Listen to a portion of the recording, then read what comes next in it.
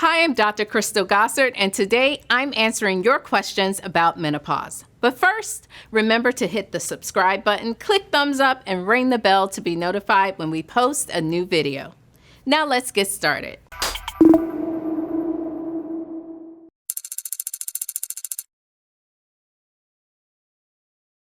Perimenopause, menopause, and postmenopause are terms for the normal sequential transition away from your reproductive years. Simply put, you're moving away from releasing an egg every month. Perimenopause is when this transition starts, and this stage usually begins in your mid to late 40s. As you progress through perimenopause, your menstrual cycle can become unpredictable and inconsistent, shorter, longer, lighter, heavier, and sometimes no cycle at all.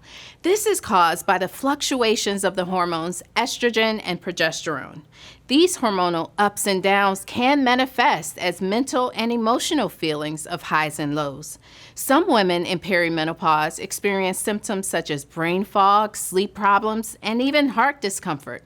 These changes happen slowly, but it can still feel like you're hitting a brick wall. Menopause signifies a specific moment in time, the 1-year celebration of no menstrual cycle. When you haven't had a period in 12 months, that means your body hasn't ovulated or released an egg in 12 months. This is menopause. Postmenopause is also a transition time when your body is trying to adjust to a new normal without the monthly surge in estrogen and progesterone.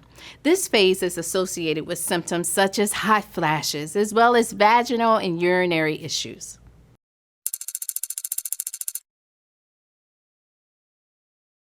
On average, hot flashes can continue for about 7.5 years after menopause, but many women experience them for 10 years or more.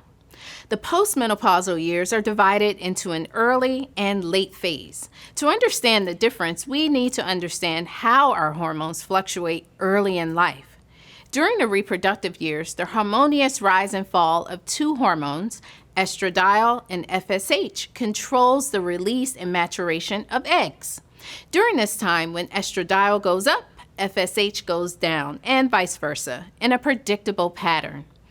Early after menopause, there's still some fluctuation in estradiol levels, which contributes to symptoms like hot flashes.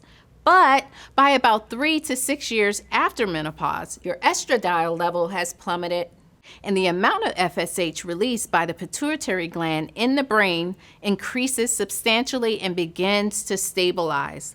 This marks the onset of late postmenopause. Low estrogen levels are the main driver of symptoms in late postmenopause. Common symptoms in late postmenopausal women are vaginal dryness, vulvovaginal atrophy, and urinary problems. Unfortunately, these challenges, along with increased osteoporosis and cardiovascular disease, remain due to long-term estrogen depletion.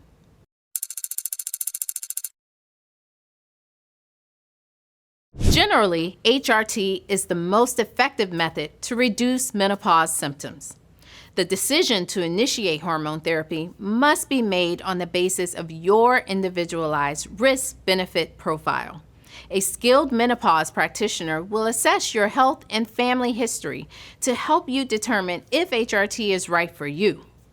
Current clinical guidelines, such as those endorsed by the Menopause Society, recommend initiating hormone therapy under age 60 and/or within 10 years of menopause, and not doing so later. For example, if menopause occurs at age 52, hormone therapy should be initiated before age 62. These guidelines are based on several studies that show better risk-benefit profiles with this approach than with later initiation. For those of you who are more than 10 years postmenopausal, hormone therapy may still be an option, but it's important that you discuss this carefully with a qualified menopause practitioner.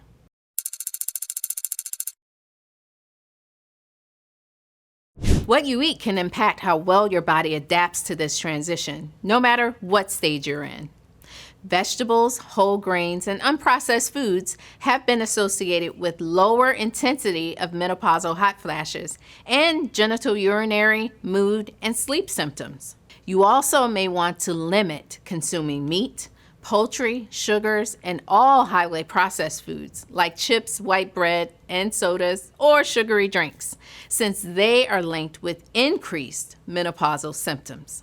That's all for this episode. I hope I've answered some of your menopause questions.